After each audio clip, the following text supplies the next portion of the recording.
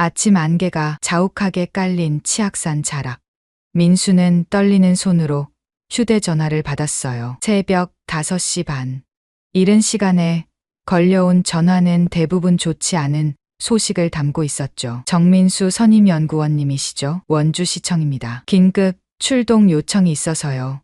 목소리에는 당황한 기색이 역력했습니다. 민수는 침대에서 벌떡 일어났어요. 20년째 야생동물 보호팀에서 일하면서 이런 전화는 수백 통도 넘게 받았지만 여전히 가슴이 두근거렸습니다. 누군가의 생명이 위급하다는 신호였으니까요. 무슨 일인가요? 치악산 등산로에서 거대한 구렁이가 발견됐는데요.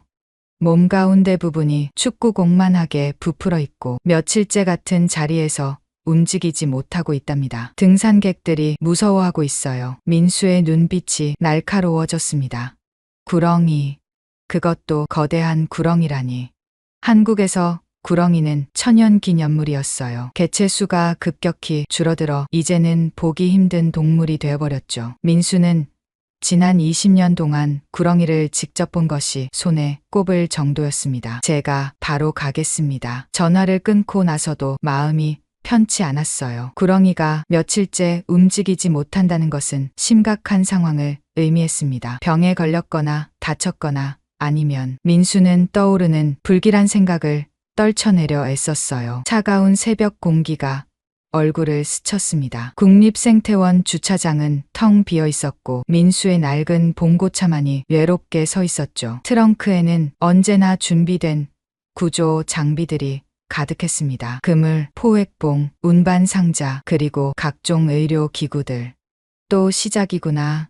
민수는 혼잣말을 하며 시동을 걸었어요. 어린 시절부터 동물을 좋아했던 민수에게 이 일은 천직이었습니다. 대학에서 생물학을 전공하고 대학원에서 야생동물학 박사 학위를 받았죠. 하지만 진짜 배움은 현장에서 시작됐어요. 부상당한 독수리를 구조하고 덫에 걸린 고라니를 살리고 도로에 나타난 멧돼지를 안전하게 산으로 돌려보내는 일들. 때로는 이미 숨이 끊어진 동물들을 마주할 때도 있었습니다. 그럴 때마다 마음 한구석이 무너져 내렸어요.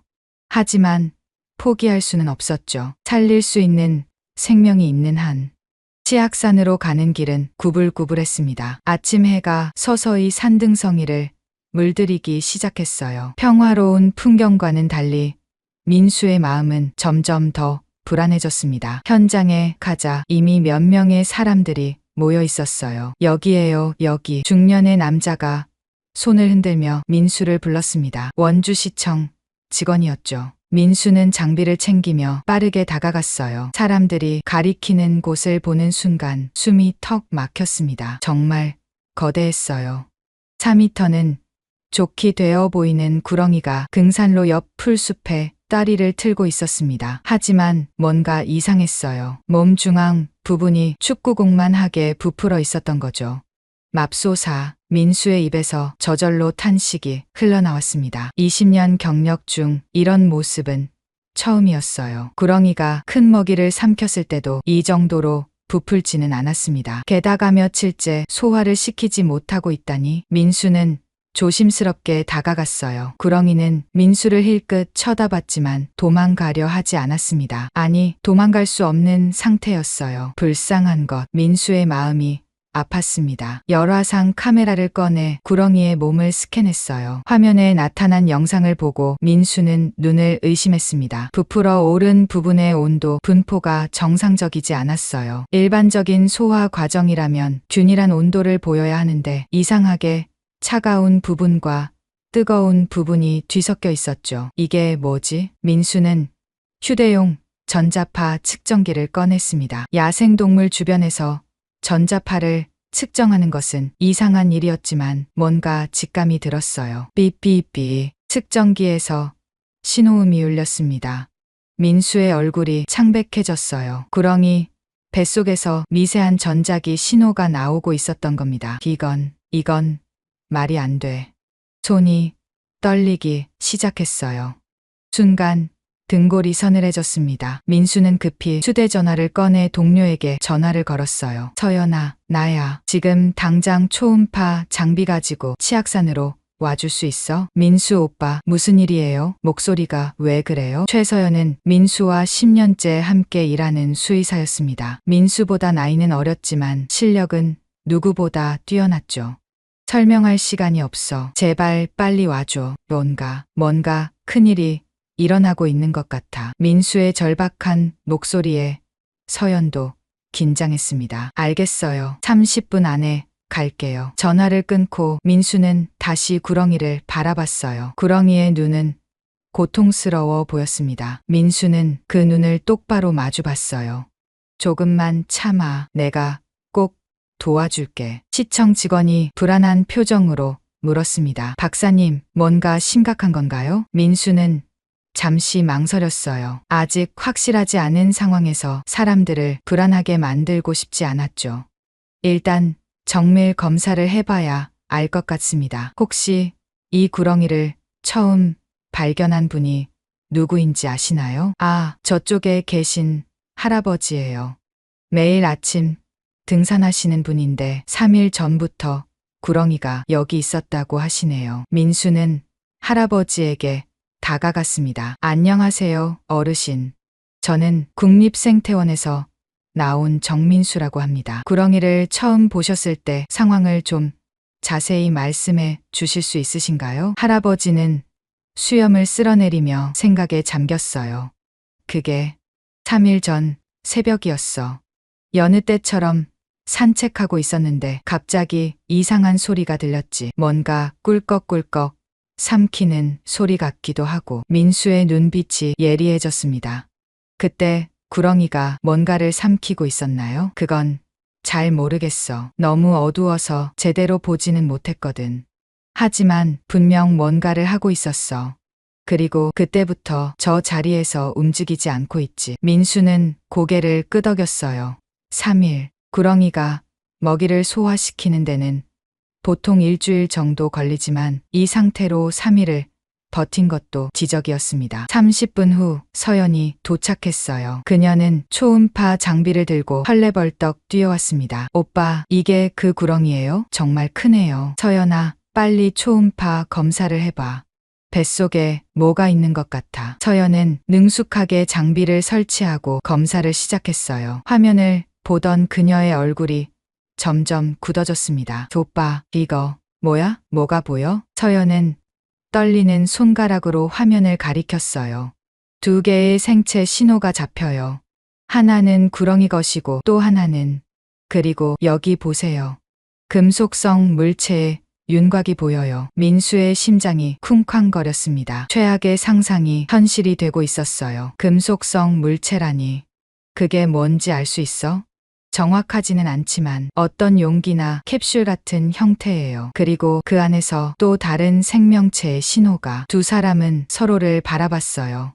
믿기 힘든 상황이었지만 증거는 명백했습니다. 구렁이 뱃속에 정체불명의 캡슐이 있고 그 안에는 살아있는 무언가가 들어있었던 것입니다. 민수의 머릿속이 복잡해졌어요. 누가, 왜, 어떻게 이런 일을 벌였을까? 그리고 캡슐 안의 생명체는 대체 무엇일까? 서연아, 이 구렁이를 생태원으로 옮겨야겠어. 수술이 필요할 것 같아. 네, 저도 그렇게 생각해요. 하지만 오빠, 이건 정말 이상해요. 구렁이가 이런 걸 삼킬 리가 없잖아요. 민수도 같은 생각이었습니다. 구렁이는 살아있는 먹이만 먹어요. 금속 캡슐 같은 걸 삼킬 이유가 없죠. 누군가 일부러.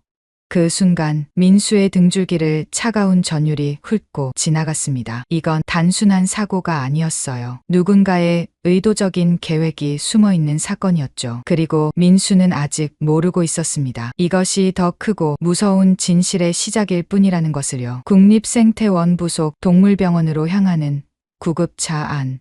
민수는 구렁이 옆에 앉아 있었어요. 특수 제작된 운반 상자 속에서 구렁이는 가쁜 숨을 쉬고 있었죠. 민수의 손은 여전히 떨리고 있었습니다. 서연이 운전대를 잡고 있었어요. 그녀의 얼굴에도 긴장감이 가득했죠. 오빠, 정말 믿기지 않아요. 구렁이 뱃속에 금속 캡슐이라니. 민수는 고개를 끄덕였습니다. 20년 동안 야생동물을 다뤄왔지만 이런 일은 상상조차 못했어요. 병원에 도착하자마자 의료진이 대기하고 있었습니다. 모두가 긴장한 표정이었죠. 이런 특이한 케이스는 그들에게도 처음이었으니까요. CT실로 바로 옮기세요. 민수가 외쳤어요. 시간이 생명이었습니다. CT 촬영실에서 민수와 서연은 숨을 죽이고 모니터를 지켜봤어요. 화면에 나타나는 영상들이 하나둘씩 쌓여갔습니다. 그때였어요. 이럴 수가. 서연의 입에서 탄식이 터져 나왔습니다. 화면에는 믿을 수 없는 광경이 펼쳐져 있었어요. 구렁이 뱃속에는 정교하게 만들어진 타원형 캡슐이 있었고 그 안에는 개예요. 중형견이 들어있어요. 민수의 심장이 멎는 듯했습니다. 캡슐 안의 개는 웅크린 자세로 잠들어 있는 것처럼 보였어요. 하지만 생체 신호는 분명히 살아있음을 보여주고 있었죠. 이건 생명유지 장치예요. 봐요. 여기 산소 공급 장치도 있고 온도 조절 시스템도. 서연이 떨리는 손가락으로 화면을 가리켰습니다. 그 순간 문이 벌컥 열렸어요. 정민수, 무슨 일이야? 들어온 사람은 한석진 박사였습니다. 국내 최고의 파충류 전문가였죠. 민수가 급히 연락했던 것입니다. 한 박사님, 이거 보세요. 한 박사는 CT 영상을 보더니 안경을 벗어 닦았어요. 그리고 다시 썼습니다. 믿기지 않는다는 표정이었죠. 이건 생물학적으로 불가능해. 구렁이가 이런 크기의 무생물체를 삼킬 리가 없어. 한 박사의 목소리가 떨렸어요. 게다가 이 캡슐의 지름이. 구렁이가 입을 최대한 벌려도 삼킬 수 없는 크기야. 민수의 등골이 오싹해졌습니다. 그렇다면 어떻게? 수술을 해야 합니다. 지금 당장요. 민수의 단호한 목소리에 모두가 고개를 끄덕였어요. 수술실이 급히 준비됐습니다. 민수와 서연, 그리고 한 박사가 수술에 참여했죠. 마취된 구렁이가 수술대 위에 누워 있었어요. 시작합니다. 서연이 메스를 들었습니다. 조심스럽게, 아주 조심스럽게 절개를 시작했어요. 순간 민수의 숨이 막혔습니다. 구렁이의 몸 안에서 은색 캡슐이 모습을 드러냈어요. 실제로 보니 더욱 정교했습니다. 마치 우주선의 축소판 같았죠. 저기 뭔가 써 있어요. 한 박사가 가리켰습니다. 캡슐 표면에 작은 글씨가 새겨져 있었어요. 민수는 순간 온몸에 소름이 돋았습니다. 바이오테라, 어디선가 들어본 이름이었어요. 일단 캡슐을 꺼내야 해요. 서연이 신중하게 캡슐을 들어 올렸습니다. 무게가 상당했어요. 특수 금속으로 만들어진 것 같았죠.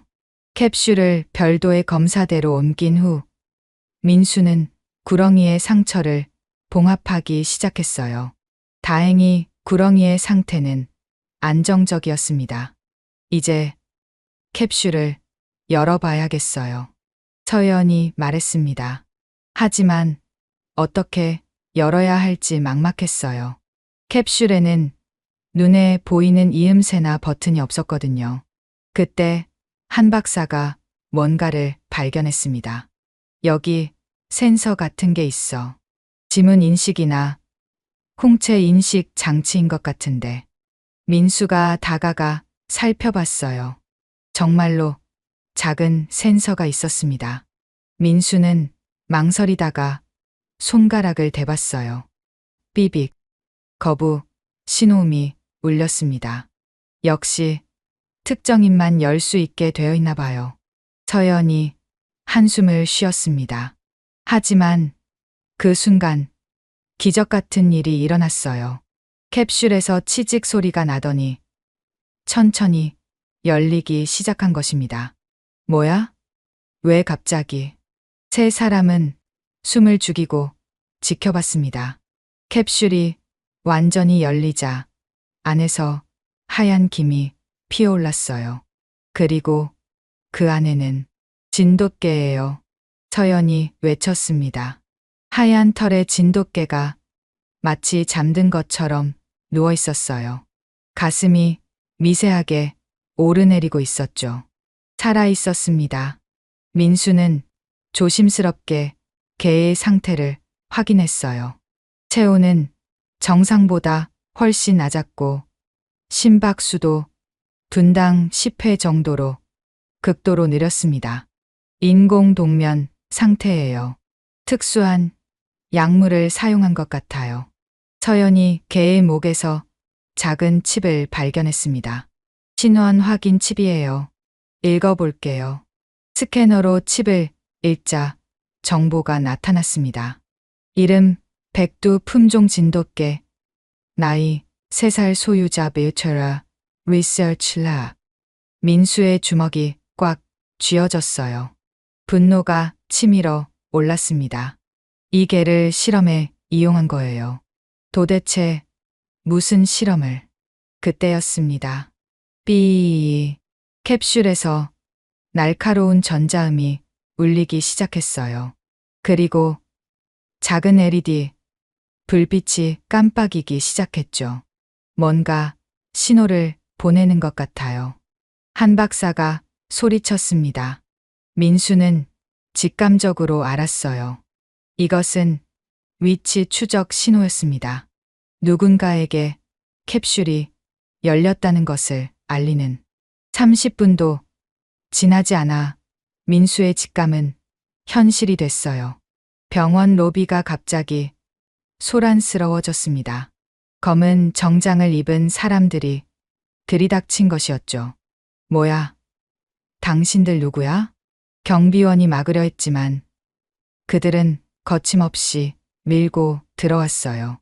선두에 선 여자가 신분증을 내밀었습니다. 바이오테라 법무팀 김 변호사입니다. 저희 회사 자산을 회수하러 왔습니다. 민수가 급히 로비로 내려갔어요. 분노로 얼굴이 붉어져 있었죠. 자산이라고요? 살아있는 생명을 자산이라고 부르는 겁니까? 김 변호사는 차가운 표정으로 서류를 내밀었어요. 이 개체는 저희 회사의 연구 자산입니다. 법적 소유권이 저희에게 있죠. 즉시 반환해 주시기 바랍니다. 터무니없는 소리. 이 개는 명백히 학대받은 상태입니다. 그리고 천연기념물인 구렁이를 이용한 것도 증거가 있습니까? 김 변호사의 목소리는 얼음처럼 차가웠어요. 저희는 분실된 연구 자산을 찾으러 온 것뿐입니다. 구렁이 운운하는 것은 무슨 말씀이신지 모르겠네요. 민수의 이가 갈렸습니다. 그들은 모든 것을 부정하려 들고 있었어요. CCTV가 있습니다. 구렁이 뱃속에서 캡슐을 꺼낸 그 영상들도 모두 삭제해 주셔야겠네요. 김 변호사가 끼어들었습니다. 기업 비밀 보호법에 의거해서요. 저희 회사의 기밀 기술이 촬영된 모든 자료는 즉시 폐기되어야 합니다. 민수는 믿을 수가 없었어요. 이렇게 뻔뻔할 수가 있나? 당신들이 무슨 실험을 한 거죠? 왜 개를 캡슐에 넣어서? 그것은 당신이 알 바 아닙니다. 검은 정장의 남자들이 수술실로 향했어요. 민수가 막으려 했지만 소용없었습니다. 경찰을 부르겠습니다. 그러세요. 하지만 저희는 합법적인 절차를 따르고 있습니다. 김 변호사는 자신만만했어요. 민수는 무력감에 주저앉고 싶었습니다. 하지만 포기할 수 없었어요. 서연과 한 박사가 민수 옆으로 다가왔습니다. 오빠, 우리가 뭔가 해야 해요. 서연의 눈에는 결의가 담겨 있었어요. 바이오테라 직원들은 캡슐과 진돗개를 가져갔습니다. 그리고 정말로 모든 CCTV 영상과 CT 자료들을 삭제하도록 압박했어요. 하지만 민수는 알고 있었습니다. 이것은 시작에 불과하다는 것을. 그들이 떠난 후 민수는 주먹을 꽉 쥐었어요. 분노와 함께 결심이 섰습니다. 반드시 진실을 밝히고 말겠어. 민수의 낮은 목소리에는 단단한 의지가 담겨 있었어요. 창밖으로 검은 차량들이 사라져가는 것이 보였습니다. 하지만 민수는 직감했어요. 이 사건은 여기서 끝나지 않을 것이라고. 그리고 그 직감은 정확했습니다. 다음 날 아침, 민수는 치악산으로 다시 향했어요. 바이오테라가 모든 증거를 가져갔지만 민수는 포기하지 않았습니다. 어딘가에 단서가 남아있을 거라고 믿었죠. 최초 신고자였던 할아버지를 찾아가기로 했어요. 그 할아버지가 구렁이를 3일 동안 지켜봤다면 뭔가 더 알고 있을지도 모르니까요. 마을 입구에서 할아버지를 만났습니다. 하지만 뭔가 이상했어요. 할아버지, 안녕하세요. 어제 구렁이 때문에 만났던 정민수입니다. 할아버지는 민수를 빤히 쳐다봤어요. 그 눈빛에는 아무런 인식의 빛이 없었습니다. 구렁이? 무슨 구렁이? 민수의 심장이 쿵 내려앉았어요. 어제 아침에 치악산에서요. 거대한 구렁이를 발견하셨다고. 젊은이, 무슨 소리를 하는 거요? 난 구렁이 같은 거 본 적 없소. 할아버지의 목소리는 단호했습니다. 거짓말을 하는 것 같지 않았어요. 정말로 기억하지 못하는 것처럼 보였죠. 민수는 당황했습니다. 분명 어제는. 혹시 어제 이상한 일이 없으셨나요? 누군가 찾아왔다거나. 할아버지는 잠시 생각하는 듯 했어요. 아, 그러고 보니 어제 저녁에 보건소에서 왔다는 사람들이 있었지. 무료 건강 검진을 해준다고 해서. 민수의 눈이 번뜩였습니다. 어떤 사람들이었나요? 검은 차를 타고 온 젊은 사람들이었어. 친절하긴 했는데 이상하게 검진이 끝나고 나니 머리가 멍해지더라고. 순간 민수의 등줄기가 서늘해졌어요. 기억 조작. 설마 그런 일이 가능한가? 민수는 서둘러 마을을 돌아다니며 주민들을 만났어요. 놀랍게도 비슷한 이야기가 계속 나왔습니다. 검은 차량을 탄 사람들이 왔었죠. 무료 검진이라고 했어요.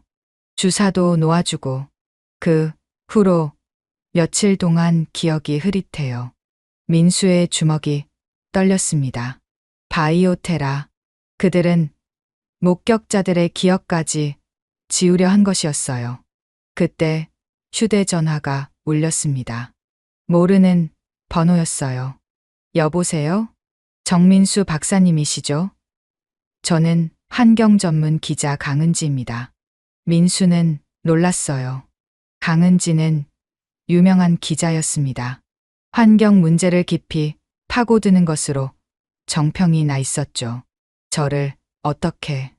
어제 바이오테라가 국립생태원에 들이닥쳤다는 소식을 들었어요.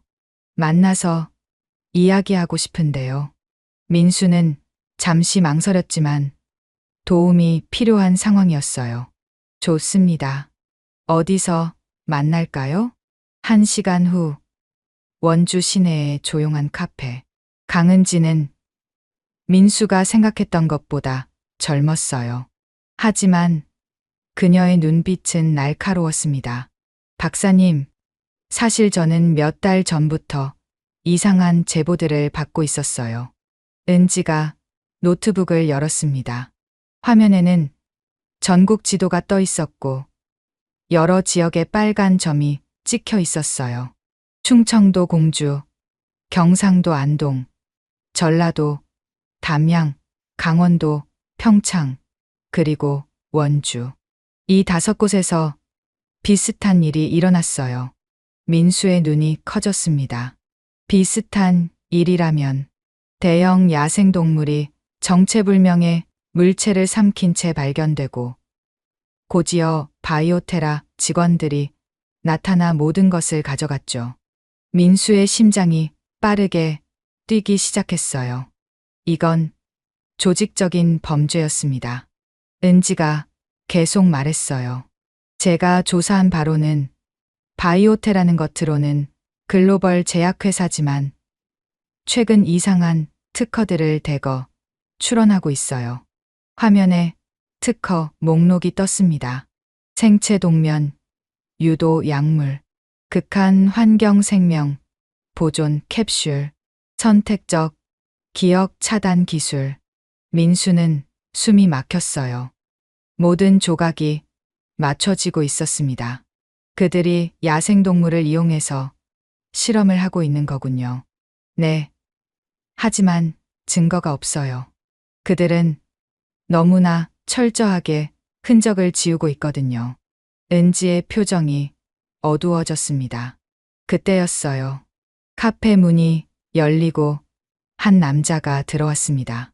평범한 차림이었지만 뭔가 긴장한 기색이 역력했죠. 남자는 주위를 살피더니 민수의 테이블로 다가왔어요. 정민수 박사님? 네. 그런데 누구? 남자는 재빨리 USB를 테이블 위에 놓았습니다. 시간이 없어요. 이걸 꼭 보세요. 그리고 조심하세요. 그는 그 말만 남기고 황급히 카페를 나갔어요. 민수와 은지는 서로를 바라봤습니다. USB가 테이블 위에서 불길하게 빛나고 있었어요. 일단 제 사무실로 가죠. 여기서는 위험해요. 은지가 말했습니다. 30분 후 은지의 사무실.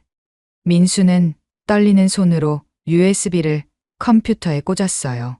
암호를 묻는 창이 떴습니다. 뭐지? 암호가. 그때 USB에 작은 메모가 붙어 있는 것을 발견했어요. 진실은 밝혀져야 한다. 민수가 암호를 입력하자 파일들이 열렸습니다. 첫 번째 영상을 클릭하는 순간 민수는 자신의 눈을 의심했어요. 하얀 실험실, 철창 안에 갇힌 동물들, 그리고 바이오테라 로고가 선명하게 보였습니다. 이건 영상 속에서 연구원들이 개에게 주사를 놓고 있었어요. 몇 분 후 개는 깊은 잠에 빠졌습니다. 아니, 그것은 잠이 아니었어요. 인공 동면 상태였죠. 다음 장면에서는 개를 캡슐에 넣고 있었습니다. 민수가 본 것과 똑같은 캡슐이었어요. 맙소사. 은지의 입에서 탄식이 흘러나왔습니다. 더 충격적인 영상들이 이어졌어요. 캡슐을 큰 뱀에게 강제로 먹이는 장면, 야생에 방치된 실험동물들, 그리고 그들을 추적하며 데이터를 수집하는 연구원들. 민수의 온몸이 분노로 떨렸어요.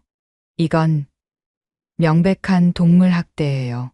아니, 그 이상이에요. 문서 파일도 있었습니다.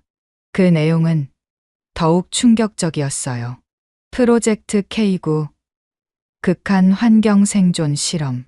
목표, 우주여행 및 장기 보존을 위한 생체 동면. 기술 개발. 1단계, 개과 동물 실험 완료. 2단계, 영장류 실험 진행 중. 3단계, 인간 자원자 모집 예정. 민수의 손이 멈췄습니다. 인간 실험. 그들의 최종 목표는 인간이었어요. 이 자료를 보낸 사람이 누구일까요? 은지가 물었습니다. 민수는 파일을 더 뒤져봤어요. 마지막 폴더에 발신자의 메시지가 있었습니다. 저는 바이오테라의 전직 연구원입니다. 더 이상 이런 비인간적인 실험을 지켜볼 수 없어서 이 자료를 보냅니다. 회사는 정부 고위층과 연결되어 있어 쉽게 무너지지 않을 겁니다. 하지만 진실은 밝혀져야 합니다.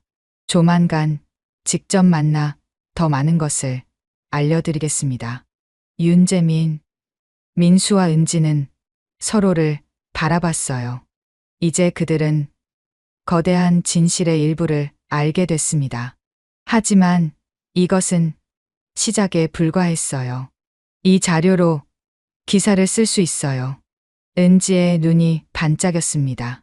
하지만 조심해야 해요.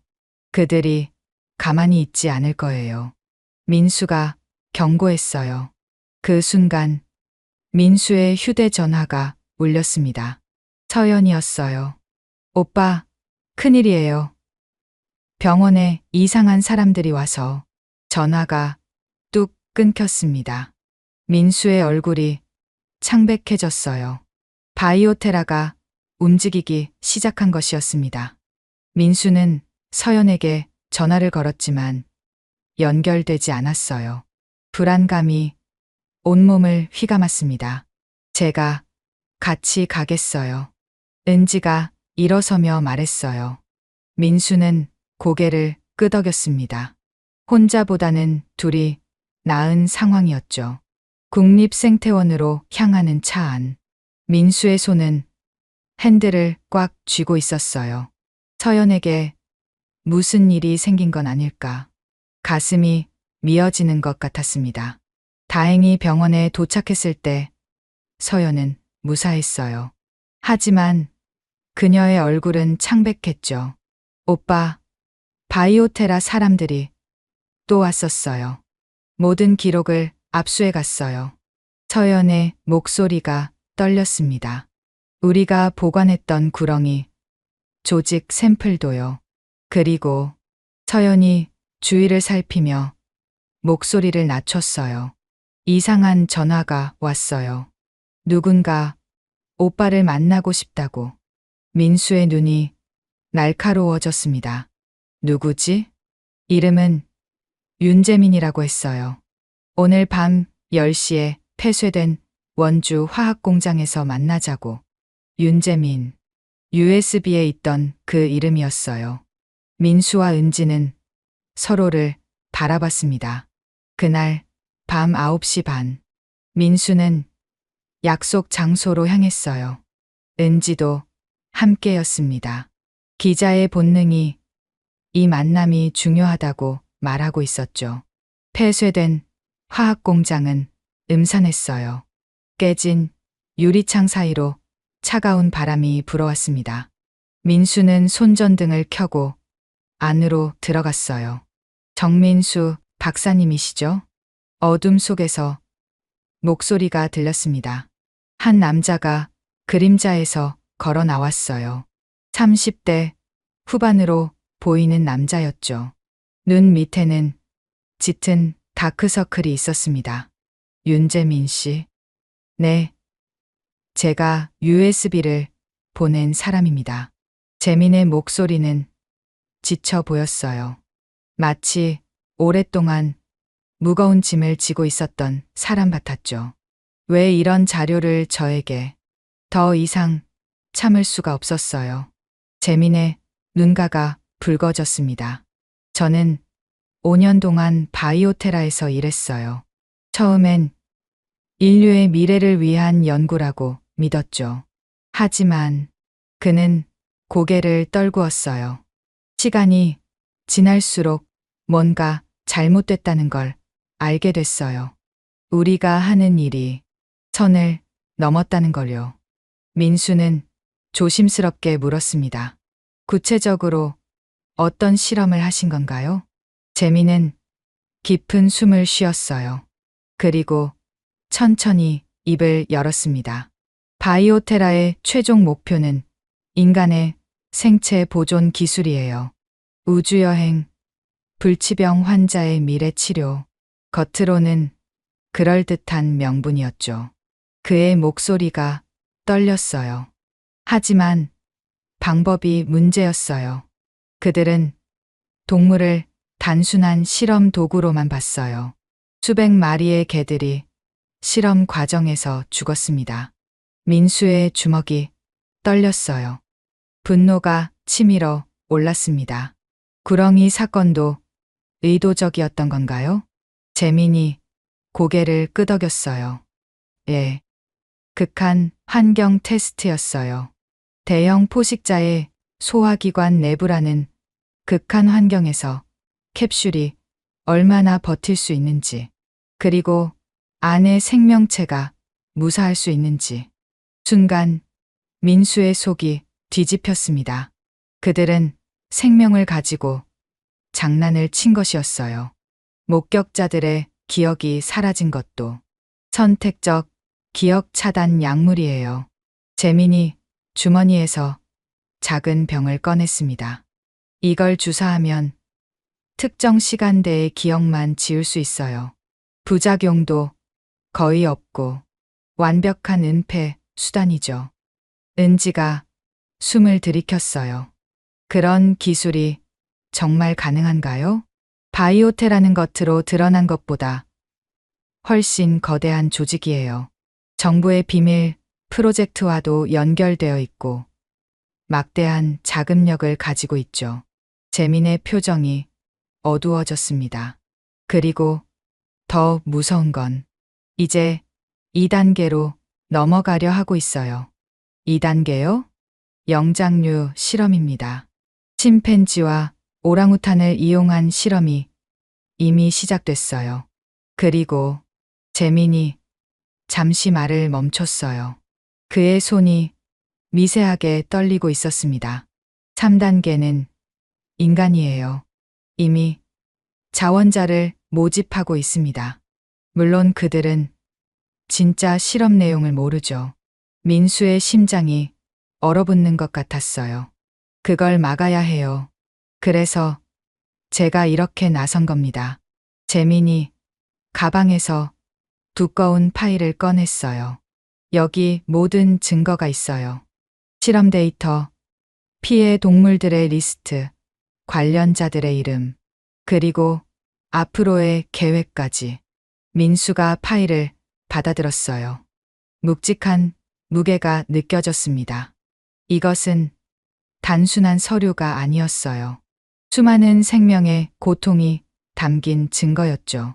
하지만 조심하세요. 재민의 목소리가 낮아졌어요. 바이오테라는 위험한 조직이에요. 그들은 자신들의 비밀을 지키기 위해서라면 뭐든 할 수 있어요. 그 순간 밖에서 차 소리가 들렸습니다. 재민의 얼굴이 창백해졌어요. 안 돼. 벌써 찾아낸 건가? 뭐가요? 제가 미행당하고 있었나 봐요. 빨리 나가세요. 뒷문으로. 재민이 다른 방향을 가리켰어요. 민수와 은지는 망설였습니다. 윤재민 씨는요? 저는 괜찮아요. 어차피 각오하고 나온 거예요. 빨리 가세요. 그 자료가 더 중요해요. 발소리가 가까워지고 있었어요.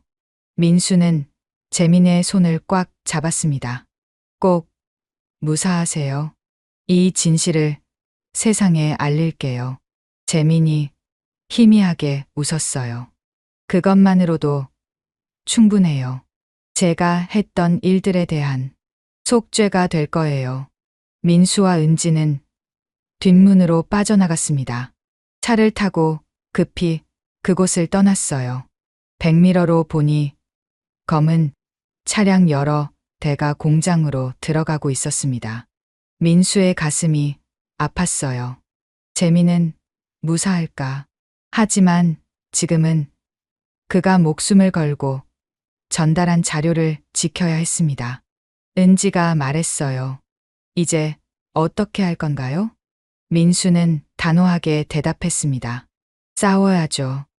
그들이 더 이상 이런 짓을 못하도록.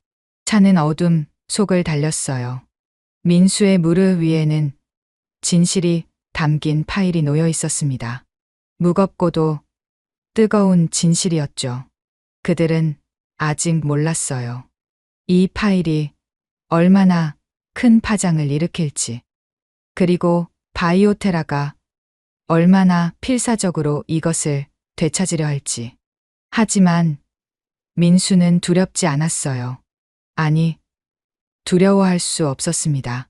고통받는 생명들을 위해서, 그리고 진실을 위해서. 전투는 이제 시작이었습니다. 일주일 후, 은지의 사무실은 전쟁터 같았어요. 벽에는 전국 지도가 걸려 있었고, 빨간 핀이 수십 개 꽂혀 있었습니다. 각각의 핀은 바이오테라의 실험 피해 지역을 나타냈죠. 민수는 전화기를 귀에 대고 있었어요. 네. 경북 안동에서도 비슷한 사례가 있었군요. 자료 보내주시면 감사하겠습니다. 전화를 끊자마자 또 다른 전화가 왔어요. 전국의 생태원과 동물보호단체에서 제보가 쏟아지고 있었습니다.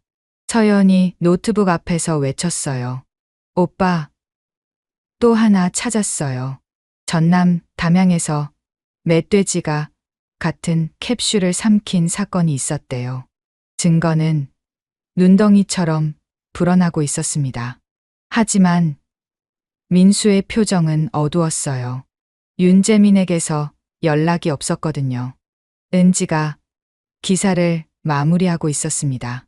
그녀의 손가락이 키보드 위를 빠르게 움직였어요. 이제 거의 다 됐어요. 내일 아침 일찍 공개할 예정이에요. 바로 그때였습니다. 똑똑똑. 사무실 문을 두드리는 소리가 들렸어요. 이 시간에 찾아올 사람은 없었는데 민수가 조심스럽게 문을 열었습니다. 정장을 입은 3명의 사람이 서 있었어요. 안녕하세요. 바이오테라 법무팀입니다. 앞에 선 여자가 명함을 내밀었어요. 김 변호사, 병원에서 봤던 그 사람이었습니다. 무슨 일로 오셨죠? 민수의 목소리가 차가워졌어요. 평화적으로 해결하고 싶어서 왔습니다. 김 변호사가 서류 가방을 열었어요. 두꺼운 계약서가 보였습니다. 이것은 합의서입니다.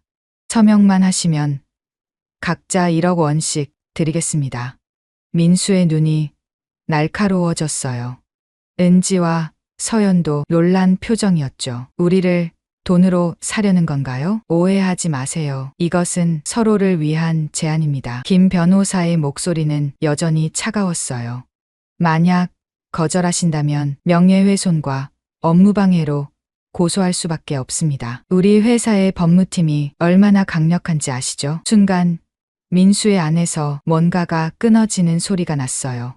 분노가 폭발하기 직전이었습니다. 나가세요. 민수의 목소리는 낮았지만 단호했어요. 우리는 돈에 팔리지 않습니다. 그리고 협박에도 굴복하지 않아요. 김 변호사의 표정이 굳어졌습니다. 후회하실 겁니다.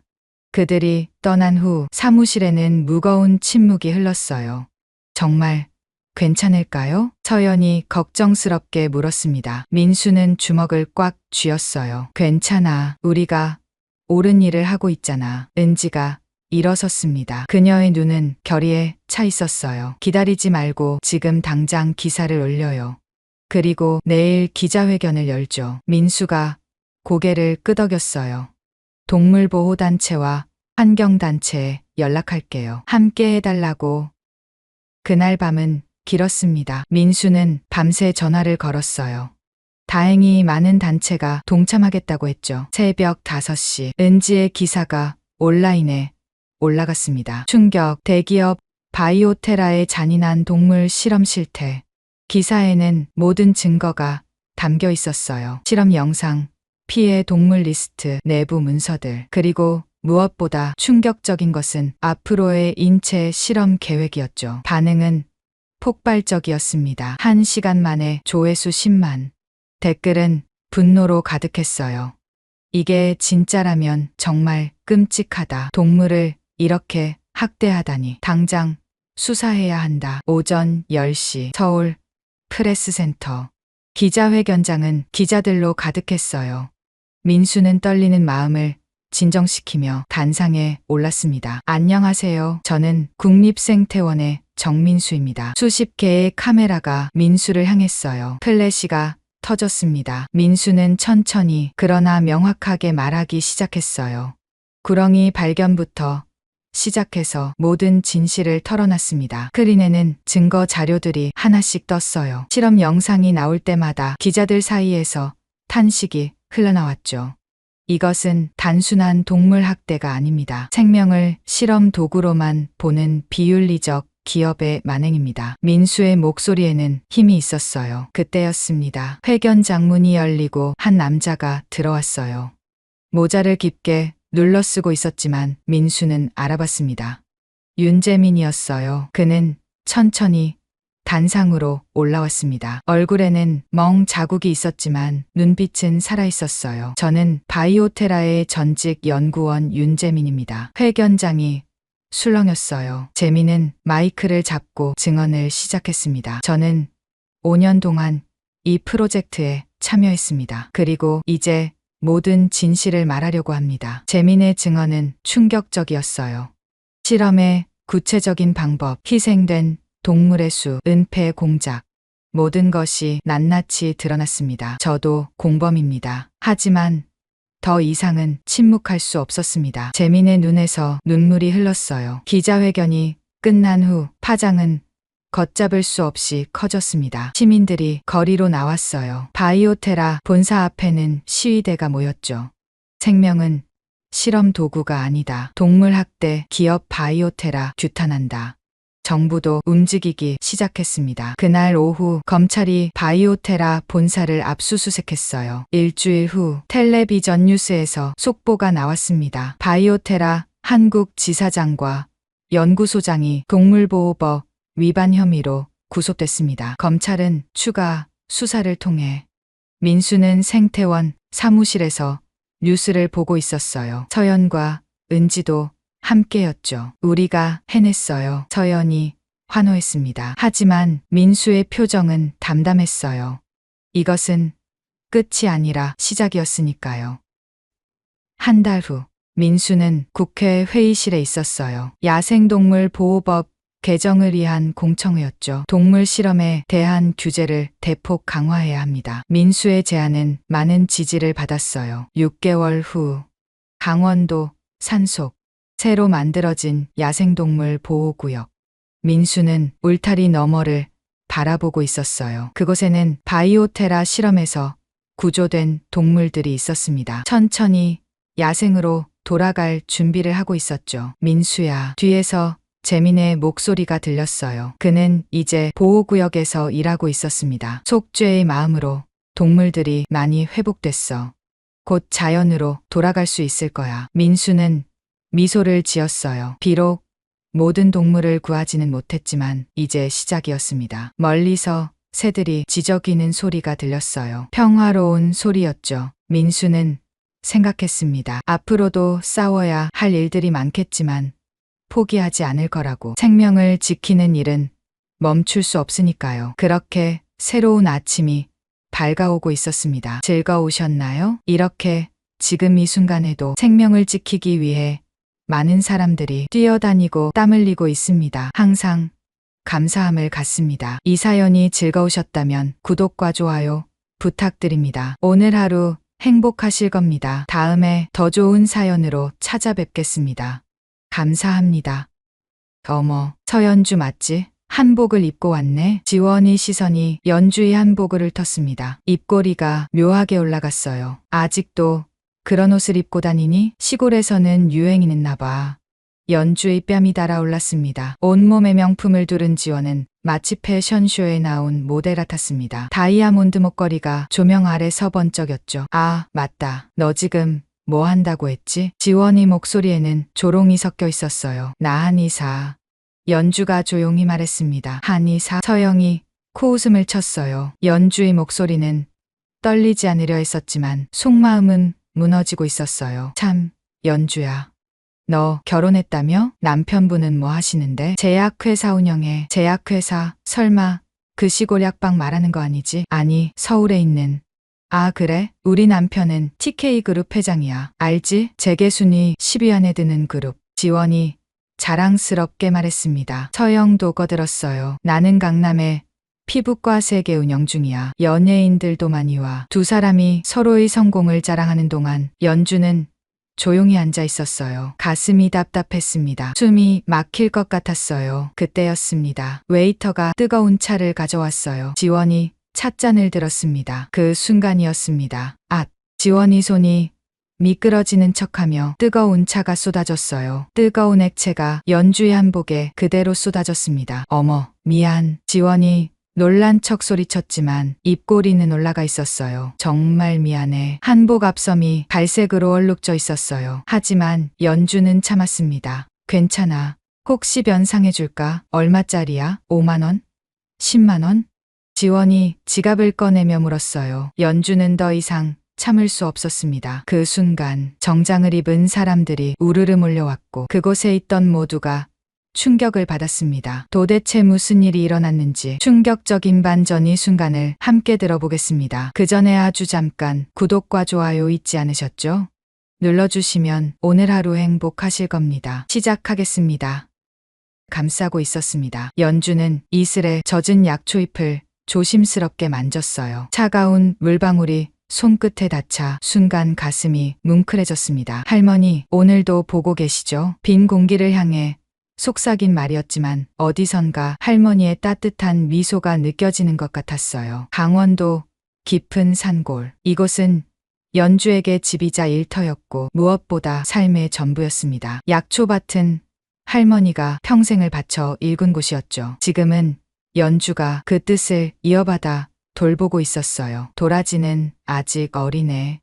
연주는 무릎을 꿇고 앉아 흙을 살폈습니다. 손가락 사이로 부드러운 흙이 스르륵 빠져나갔어요. 30년. 그동안 이 흙과 함께 살아왔습니다. 갑자기 뒤에서 발소리가 들렸어요. 벌써 일어났어? 준서였습니다. 연주의 남편이자 서울에서 제약회사를 운영하는 CEO였죠. 주중에는 서울에서 일하고 주말이면 이곳으로 내려와 함께 시간을 보냈어요. 잠이 안 왔어요. 오늘 구절 초 뿌리를 캐야 해서요. 준서가 연주 옆에 쪼그려 앉았습니다. 비싼 정장 대신 편한 작업복을 입은 그의 모습이 자연스러웠어요. 도와줄까? 괜찮아요. 당신은 좀 더 쉬어요. 하지만 준서는 이미 장갑을 끼고 있었습니다. 연주는 작은 미소를 지었어요. 이런 순간이 좋았습니다. 화려한 도시 생활을 뒤로하고 흙냄새 맡으며 함께하는 이 시간이요. 두 사람은 말없이 일에 몰두했습니다. 우체부 아저씨다. 멀리서 오토바이 소리가 들렸습니다. 이 외진 곳까지 우편물을 배달하는 우체부 아저씨는 연주에게 유일한 바깥 소식통이었죠. 저 선생님, 편지 왔어요. 우체부가 흰 봉투를 건넸습니다. 연주는 흙 묻은 손을 앞치마에 닿고 편지를 받았어요. 봉투를 여는 순간 연주의 표정이 굳어졌습니다. 청운고등학교 제30주년 동창회 초대장. 글씨를 보는 순간 가슴이 쿵 내려앉았어요. 손이 미세하게 떨렸습니다. 무슨 편지야? 준서가 물었어요. 동창회 초대장이에요. 연주의 목소리가 작아졌습니다. 준서는 아내의 표정을 살피며 조심스럽게 물었죠. 가고 싶어? 연주는 대답하지 못했습니다. 초대장을 든 손이 축 늘어졌어요. 순간 18살의 기억이 물밀듯 밀려왔습니다. 연주야, 우리 딸 서울대 의대 합격이라니. 어머니의 환한 웃음소리가 귓가에 울렸어요. 아버지는 연주를 번쩍 들어올리며 기뻐했죠. 우리 딸이 의사가 되는구나. 그날 밤이었습니다. 부모님은 연주의 합격을 축하하러 외식을 다녀오는 길이었어요. 그리고 연주는 고개를 세차게 저었습니다. 괜찮아요. 옛날 일이에요. 하지만 준서는 알고 있었습니다. 아내가 얼마나 아픈 기억을 가지고 있는지를요. 연주는 초대장을 다시 펼쳤습니다. 발신인 이름이 눈에 들어왔어요. 동창회장 한지원. 순간 가슴 한 구석이 차갑게 식었습니다. 지원. 그 이름을 본 순간 18살의 또 다른 기억이 떠올랐어요. 어머, 연주야. 부모님 일은 정말 안 됐다. 그런데 이제 어떡하니? 대학은? 병원 복도에서 만난 지원의 목소리였습니다. 위로하는 듯했지만 그 눈빛에는 묘한 우월감이 서려 있었어요. 아, 맞다. 너랑 나랑 전교 1등, 2등 다투던 사이였지? 이제 나 혼자 서울대 가게 됐네. 그 말을 듣는 순간 연주의 마음속에서 무언가가 툭 하고 끊어졌습니다. 여보? 준서의 목소리에 연주는 현실로 돌아왔어요. 아, 미안해요. 잠깐 딴 생각을. 연주는 초대장을 접어 주머니에 넣었습니다. 하지만 손은 여전히 떨리고 있었어요. 그때였습니다. 한의원 쪽에서 종소리가 들렸어요. 환자분이 오셨나 봐요. 연주는 재빨리 일어섰습니다. 도망치듯 한의원으로 향했죠. 준서는 그런 아내의 뒷모습을 걱정스럽게 바라봤어요. 한의원에 들어선 연주는 깊게 숨을 들이쉬었습니다. 약재 냄새가 마음을 진정시켰어요. 벽에는 할머니 사진이 걸려 있었습니다. 할머니, 저 어떻게 해야 할까요? 사진 속 할머니는 여전히 온화한 미소를 짓고 있었어요. 연주야, 상처는 숨기면 곪는 법이란다. 때로는 마주해야 치유될 수 있어. 할머니의 말씀이 떠올랐습니다. 그때 할머니는 연주를 꼭 안아주셨죠. 내가 의사가 되지 못한 건 운명이야. 하지만 이곳에서 더 많은 사람을 치유할 수 있을 거야. 연주는 흰 가운을 입으며 마음을 다잡았어요. 30년간 이곳에서 수많은 환자를 치료했습니다. 비록 의사는 아니지만 한의사로서 자부심을 가지고 살아왔죠. 진료실 문이 열렸습니다. 선생님, 제 아이 아토피가 너무 심해요. 젊은 엄마가 아이를 안고 들어왔어요. 아이의 팔에는 빨갛게 부어오른 상처가 가득했습니다. 걱정 마세요. 제가 도와드릴게요. 연주의 목소리에는 확신이 담겨 있었습니다. 이것이 그녀의 일이었고 자부심이었으니까요. 하지만 주머니 속 초대장이 계속 마음을 무겁게 눌렀어요. 저녁이 되었습니다. 준서가 저녁을 준비하는 동안 연주는 약초 창고를 정리했어요. 그곳에는 할머니가 남긴 오래된 공책들이 있었습니다. 비건. 먼지 쌓인 공책을 펼치자 할머니의 손글씨가 보였어요. 천년초 재배일지. 연주의 눈이 커졌습니다. 이 약초는 할머니가 평생 연구한 특별한 식물이었죠. 시중에서는 구할 수 없는 희귀한 약초였어요. 할머니가 이렇게 자세히 기록을 남기셨구나. 페이지를 넘기며 연주는 감탄했습니다.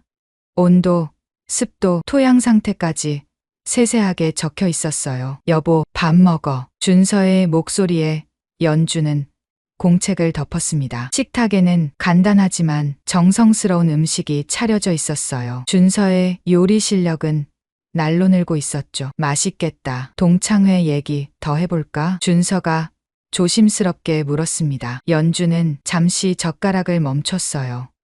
사실 가고 싶기도 하고 가기 싫기도 해요. 왜? 그때 그 아이들이 지금은 어떻게 살고 있을까 궁금하기도 하고. 하지만 연주는 말을 멈췄습니다. 하지만 날 어떻게 볼까 무서워요. 서울대 의대 합격했던 애가 시골에서 약초나 캐고 있다고 비웃을 것 같아요. 준서가 연주의 손을 잡았습니다. 당신은 훌륭한 한의사야.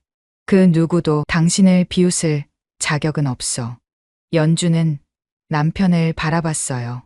그의 눈에는 진심이 담겨 있었습니다. 특히 지원이가 제일 무서워요. 한지원? 동창회장? 예.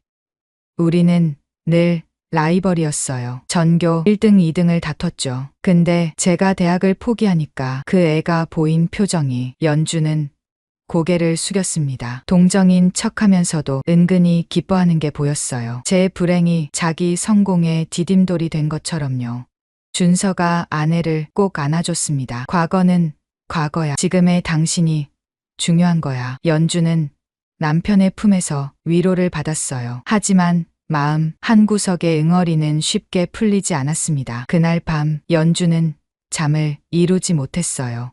창밖으로 보이는 별들을 보며 생각에 잠겼습니다. 30년이 지났는데도 왜 이렇게 아플까요? 어쩌면 할머니 말씀이 맞을지도 몰라. 상처는 마주해야 치유된다고. 연주는 베개 밑에 둔 초대장을 꺼냈어요. 달빛에 비친 글씨들이 선명했습니다. 날짜는 다음 달. 장소는 서울 강남의 특급 호텔이었어요. 가야 하나. 작은 목소리로 중얼거렸습니다. 그때 옆에서 자던 준서가 돌아 누웠어요. 못 자. 깨웠어요? 괜찮아. 같이 가줄까? 동창회에. 연주는 놀란 눈으로 남편을 봤어요. 정말요? 당연하지. 내 아내가 얼마나 멋진 사람인지 보여주고 싶어. 준서의 말에 연주는 작게 웃었습니다. 하지만 여전히 마음은 무거웠어요. 과연 그곳에서 무슨 일이 일어날까요? 연주는 다시 창밖을 바라봤습니다. 어디선가 부엉이 울음소리가 들렸어요. 깊은 산속의 밤은 고요하고도 쓸쓸했습니다. 엄마, 아빠, 저 잘 살고 있죠? 마음속으로 물었지만 대답은 들리지 않았어요. 연주는 눈을 감았습니다. 내일도 새벽에 일어나 약초를 돌봐야 했으니까요. 그것이 그녀의 일상이었고 선택한 삶이었습니다. 하지만 초대장은 여전히 그녀의 손에 쥐어져 있었어요. 서울 강남의 특급 호텔 앞에 선 연주는 깊게 숨을 들이쉬었습니다. 화려한 건물이 위압적으로 느껴졌어요. 손에는 작은 전통 보자기가 들려 있었습니다. 그 안에는 직접 만든 약차가 담겨 있었죠. 동창들에게 선물하려고 준비한 것이었어요. 괜찮아? 옆에 선 준서가 걱정스럽게 물었습니다. 연주는 억지로 미소를 지었어요. 네, 괜찮아요. 하지만 떨리는 목소리가 그녀의 진심을 숨기지 못했습니다. 연주는 자신의 옷차림을 다시 한번 확인했어요. 은은한 연보라색 전통 한복이었습니다. 할머니가 남겨주신 것 중 가장 아끼는 옷이었죠. 예뻐요. 정말로. 준서의 말에도 연주는 불안했습니다. 호텔 로비에 들어서자 화려한 샹들리에가 눈부시게 빛났어요. 대리석 바닥에는 연주의 고무신 소리가 또각또각 울렸습니다. 청운고 30주년 동창회. 커다란 현수막이 보였어요. 연주의 가슴이 쿵쿵 뛰기 시작했습니다. 연회장 입구에 도착하자 이미 많은 사람들이 모여 있었어요. 모두들 비싼 정장과 드레스를 입고 있었습니다. 반짝이는 액세서리와 명품 가방들이 눈에 띄었죠. 연주가 들어서는 순간 시선이 집중됐습니다. 수근거리는 소리가 들렸어요. 어머, 저 사람, 서연주 맞지? 한복을 입고 왔네? 시골에서 산다더니 정말인가 봐. 연주는 고개를 꼿꼿이 들었습니다. 하지만 손은 보자기를 꽉 쥐고 있었어요. 그때였습니다. 어머나, 서연주. 날카로운 목소리가 들렸어요. 연주가 돌아보니 화려한 붉은 드레스를 입은 여자가 다가오고 있었습니다. 지원이었어요. 온몸에 명품을 두른 지원은 마치 패션쇼에 나온 모델 같았습니다. 다이아몬드 목걸이가 조명 아래서 번쩍였죠. 정말 오랜만이야. 그런데 지원의 시선이 연주의 한복을 훑었습니다. 입꼬리가 묘하게 올라갔어요. 아직도 그런 옷을 입고 다니니? 시골에서는 유행이 늦나 봐. 연주의 뺨이 달아올랐습니다. 전통이 좋아서. 아, 맞다. 너 지금 뭐 한다고 했지? 약초 캐는 일? 지원의 목소리에는 조롱이 섞여 있었어요. 연주가 대답하기 전에 또 다른 목소리가 끼어들었습니다. 한지원, 여기 있었네. 진한 화장을 한 여자가 다가왔어요. 민서영이었습니다. 어머, 이게 누구야? 서연주. 서영의 눈이 휘둥그레졌습니다. 하지만 곧 비웃음이 섞인 표정으로 바뀌었죠. 와, 정말 시골 무당 같아. 요즘도 이런 옷 파는 데가 있어? 나는 한의사야. 연주가 조용히 말했습니다. 서영이 코웃음을 쳤어요. 한의사? 그게 의사야? 사이비 의학 아니야? 순간 연주의 가슴이 찢어지는 듯 아팠습니다. 한의학은 5,000년의 역사를 가진 5,000년 전 미신이지 뭐. 서영이 연주의 말을 잘랐어요. 그때 또 한 명이 합류했습니다. 좋은 비였어요. 어머나, 이 옷 좀 봐. 은비가 과장되게 놀라는 표정을 지었습니다. 박물관에서나 볼 법한 옷이네. 혹시 문화재 아니야? 세 사람이 깔깔 웃었어요. 연주는 입술을 깨물었습니다. 난 이 옷이 자랑스러워. 연주의 목소리는 떨리지 않으려 애썼지만 속마음은 무너지고 있었어요. 자랑스럽다고? 어머, 귀엽다. 지원이 연주의 어깨를 툭 쳤습니다. 그래, 뭐 시골에서는 그게 최선이겠지. 세탁소도 제대로 없을 테니까. 연주의 눈가가 뜨거워졌어요. 하지만 눈물을 참았습니다. 자, 우리 테이블로 가자. 특별석이야. 지원이 앞장섰습니다. 연주는 준서와 함께 뒤따라갔어요. 테이블에 앉자.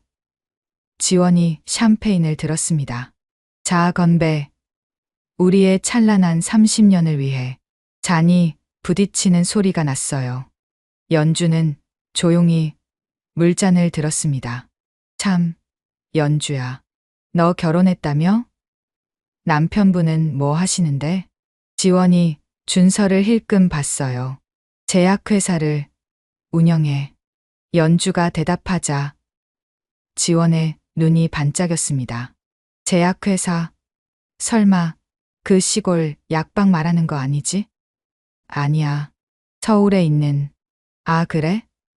그럼 주말 부부구나. 힘들겠다.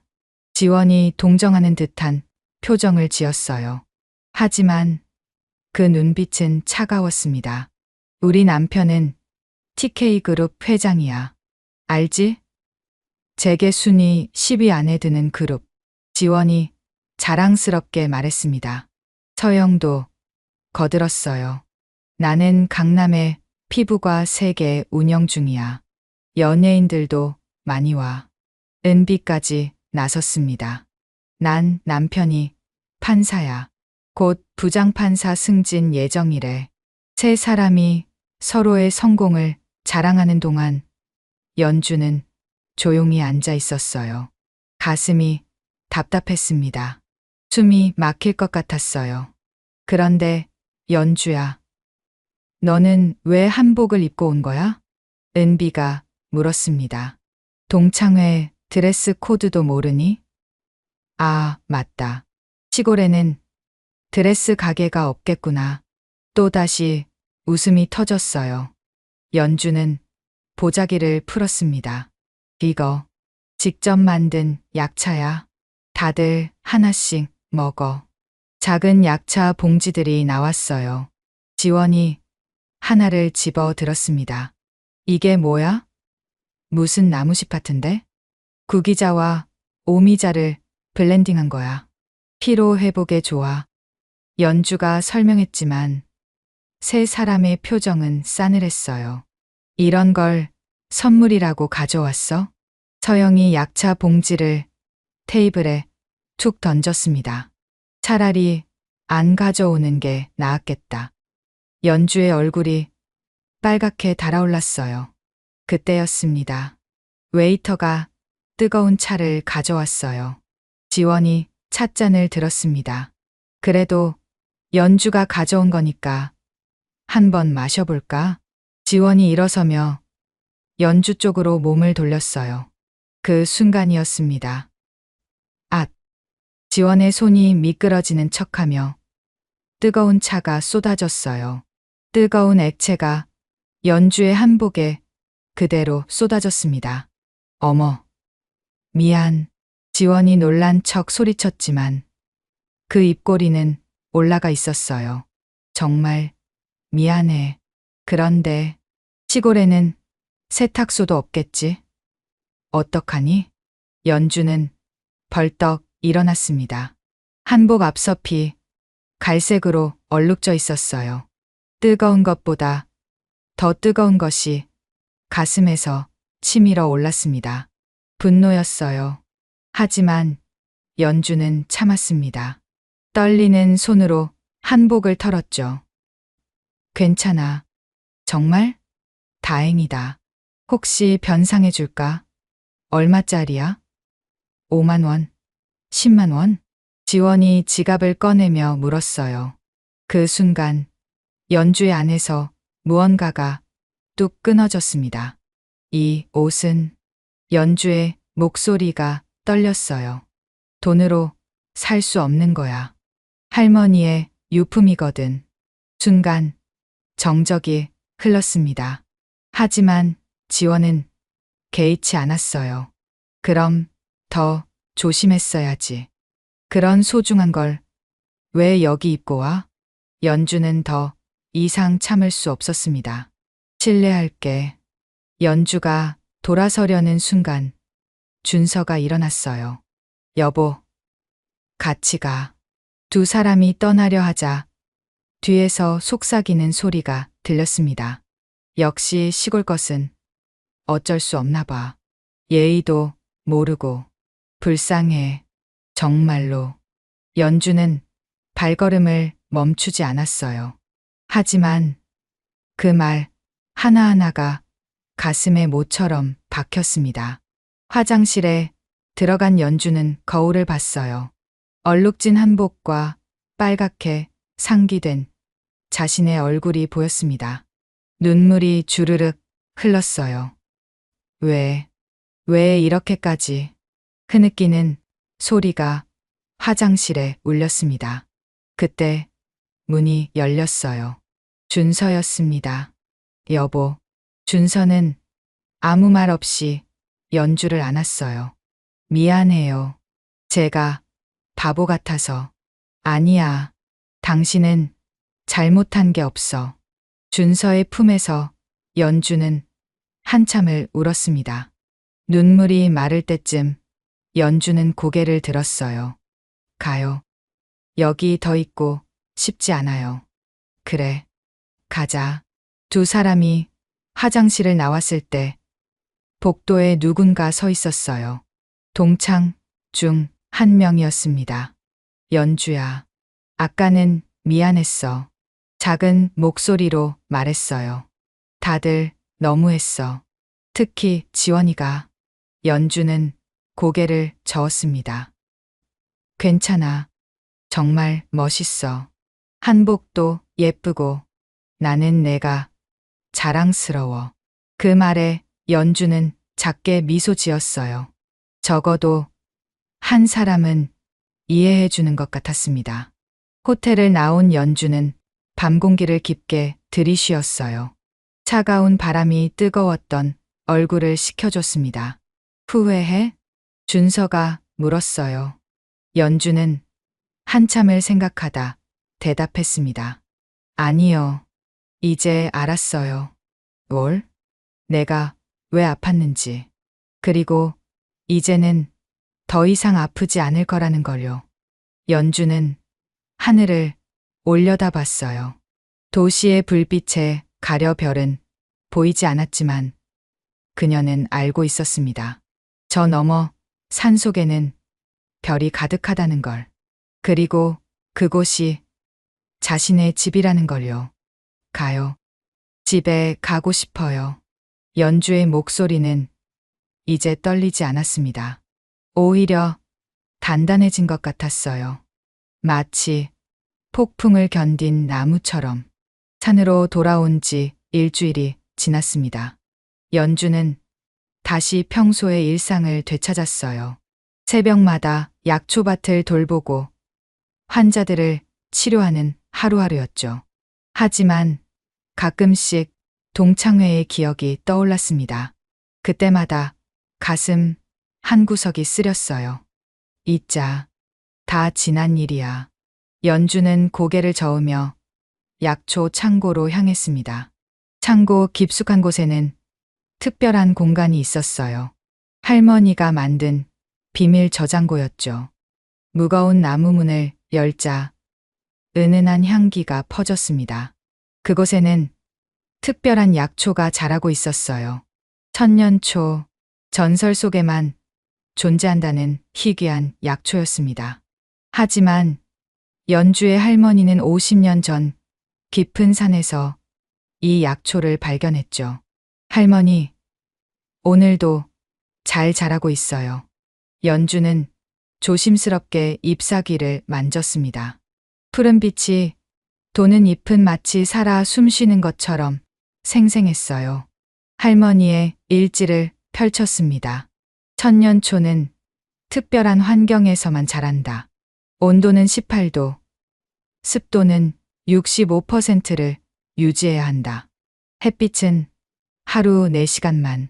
빼곡하게 적힌 글씨들이 할머니의 정성을 보여줬어요. 연주는 온도계를 확인했습니다. 17.5도, 조금 올려야겠네. 작은 난로에 불을 지폈어요.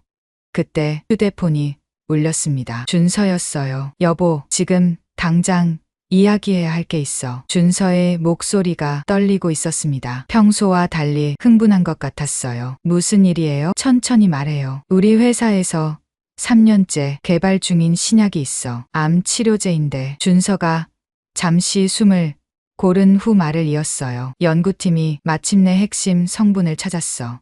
그런데 그게 뭔데요? 연주의 심장이 빨라졌습니다. 천년초야. 당신이 키우는 그 천년초. 순간 연주의 손에서 전화기가 미끄러질 뻔했어요. 어떻게 그걸? 연구팀이 우연히 고문원에서 발견했대. 천년초가 암세포를 억제하는 특별한 성분을 가지고 있다고. 연주는 다리에 힘이 풀려 바닥에 주저앉았습니다. 할머니가 평생 지켜온 비밀이 드러나는 순간이었어요. 하지만 문제가 있어. 천년초는 이미 멸종됐다고 알려져 있거든. 준서의 말이 계속됐습니다. 그런데 내가 당신 창고에서 본 그 약초, 혹시 그게 천년초 아니야? 연주는 한참을 망설였어요. 그리고 작은 목소리로 대답했습니다. 맞아요. 전화 너머로 준서의 놀란 숨소리가 들렸어요. 정말? 진짜 천년초를 키우고 있었어? 할머니가 50년 동안 비밀로 지켜오신 거예요. 연주의 목소리가 떨렸습니다. 내일 연구팀을 데리고 갈게. 괜찮지? 연주는 천년초를 바라봤어요. 할머니의 목소리가 들리는 것 같았습니다. 언젠가는 세상이 이 약초의 가치를 알게 될 거야. 네, 괜찮아요. 다음 날 아침 검은 승용차 3대가 산길을 올라왔습니다. 연주는 한의원 앞에서 기다리고 있었어요. 차에서 내린 사람들은 모두 흰 가운을 입은 연구원들이었습니다. 안녕하세요, 서연주 한의사님. 저는 김철수 연구소장입니다. 중년의 남자가 정중하게 인사했어요. 환영합니다. 연주가 창고로 안내하자 연구원들의 표정이 진지해졌습니다. 비밀 저장고의 문이 열리는 순간, 오 마이 갓. 젊은 연구원이 감탄사를 터뜨렸어요. 정말 천년초입니다. 살아있는 천년초라니. 연구원들이 흥분하며 사진을 찍기 시작했습니다. 김 소장이 연주에게 다가왔어요. 어떻게 이런 환경을 만드셨습니까? 온도와 습도가 완벽해요. 연주는 할머니의 일지를 보여줬습니다. 할머니께서 50년간 연구하신 결과예요. 일지를 본 김 소장의 눈이 휘둥그레졌어요. 이건 학계에 보고해야 할 수준의 연구입니다. 박사님도 학위가 있으신가요? 아니요, 저는 그저 한의사일 뿐이에요.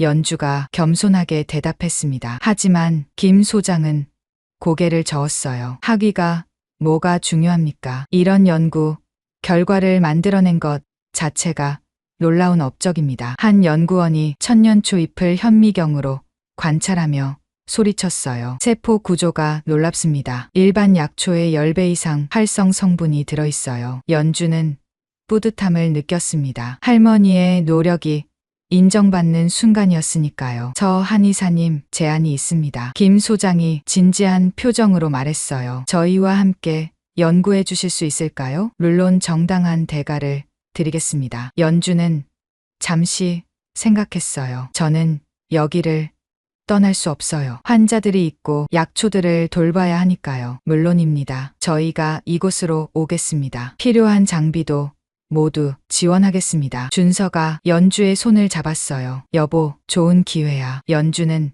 천년초를 바라봤습니다. 잎사귀가 바람에 살랑살랑 흔들렸어요.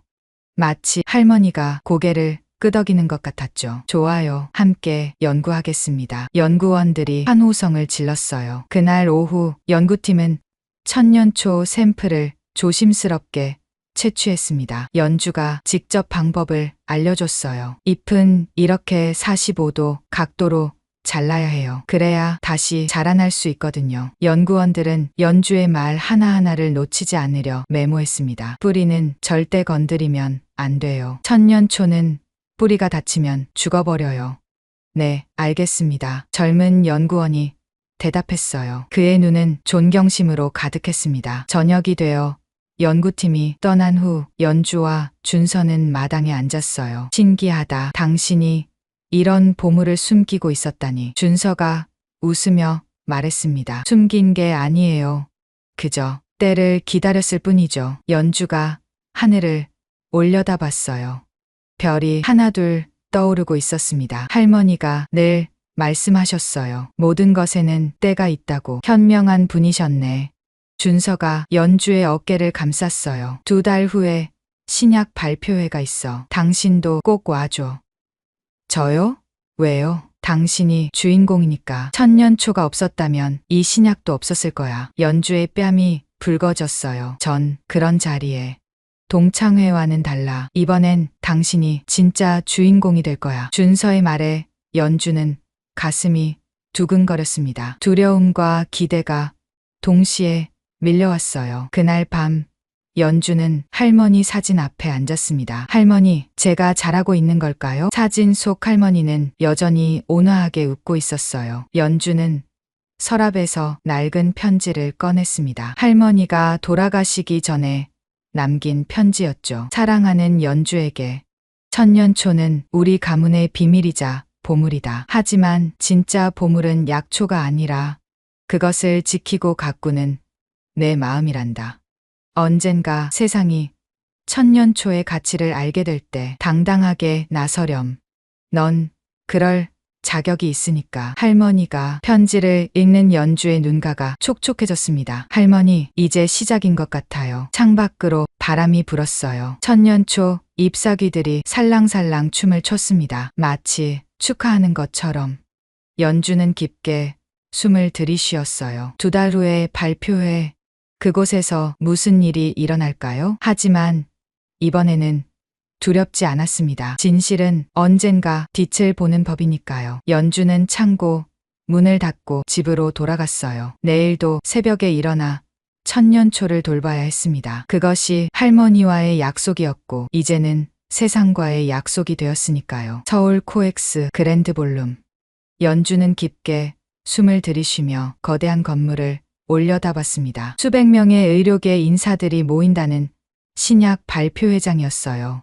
긴장돼? 준서가 연주의 손을 꼭 잡았습니다. 조금요. 사실은 많이 떨렸어요. 가슴이 쿵쿵 뛰어 목소리까지 떨릴 것 같았습니다. 오늘 연주는 남색 정장을 입었어요. 준서가 선물한 것이었죠. 당신은 오늘 주인공이니까 가장 멋진 모습이어야 해. 그의 말이 떠올랐습니다. 로비에 들어서자 이미 많은 사람들이 모여 있었어요. 의사들, 약사들, 언론인들. 모두가 오늘 발표될 신약에 관심을 보이고 있었죠. 저기 VIP석으로 가요. 준서가 연주를 안내했습니다. 그때였어요. 어머, 저 사람. 익숙한 목소리가 들렸습니다. 연주가 돌아보니 한지원이 서 있었어요. 명품 드레스를 입은 지원의 표정이 굳어졌습니다. 서연주, 여기 왜? 옆에는 민서영과 조은비도 있었어요. 세 사람 모두 놀란 표정이었죠. 아, 우리 아들이 여기 연구원이거든. 지원이 재빨리 말했어요. 그래서 VIP 초대를 받았어. 너는? 연주가 대답하기 전에 준서가 나섰습니다. 제 아내는 오늘 행사의 특별 게스트입니다. 특별 게스트? 서영이 코웃음을 쳤어요. 설마 약초 전시라도 하는 거야? 세 사람이 키득거렸습니다. 연주는 아무 말도 하지 않았어요. 곧 모든 게 밝혀질 테니까요. 발표회장에 들어가자 무대 위 거대한 스크린이 보였습니다. 혁신, 신약 발표회, 암 정복의 새로운 희망.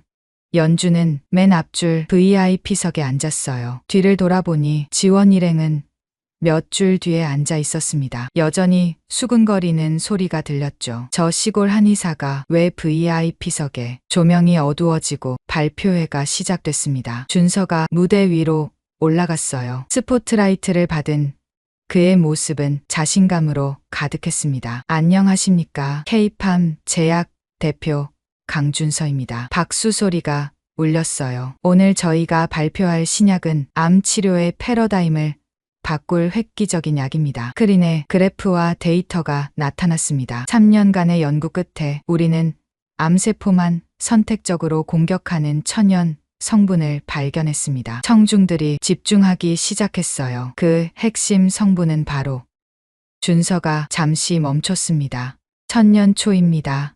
순간 장내가 술렁였어요. 천년초, 그게 실존하는 약초였어? 멸종된 줄 알았는데 준서가 손을 들어 조용히 시켰습니다. 네, 저희도 처음엔 불가능하다고 생각했습니다. 하지만 스크린이 바뀌었어요. 연주의 약초밭 사진이 나타났습니다. 기적은 존재했습니다. 강원도 깊은 산속에서 50년간 천년초를 지켜온 분이 계셨습니다. 연주의 심장이 빠르게 뛰었어요. 그분을 소개하겠습니다. 서연주 한의사님입니다. 스포트라이트가 연주를 비췄습니다. 수백 개의 시선이 한꺼번에 쏟아졌어요. 연주는 떨리는 다리로 일어났습니다. 박수가 터져 나왔어요.